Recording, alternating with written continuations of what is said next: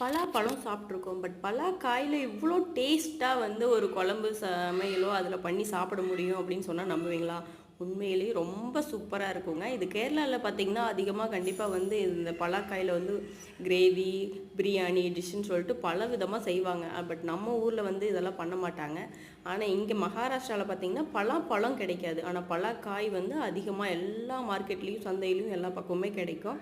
இது பார்த்திங்கன்னா சும்மா மட்டன் மாதிரி இருக்குங்க நம்ம செஞ்சு சாப்பிட்டோம்னா. இப்போ நம்ம மட்டன் குழம்பு எப்படி வந்து மொளை வரைச்சி வச்சோம்னா எப்படி அந்த டேஸ்ட் இருக்கோ, அதே சேம் டேஸ்ட் உண்மையிலேயும் சூப்பராக இருக்குங்க. ட்ரை பண்ணி பாருங்கள்.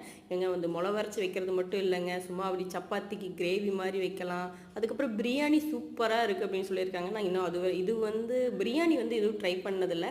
பட் குழம்பு மொளை வரைச்சி வைக்கிறது எல்லாமே பண்ணியிருக்கோம். நெக்ஸ்ட் டைம் அதையும் பண்ணணும்னு நினைக்கிறேன்.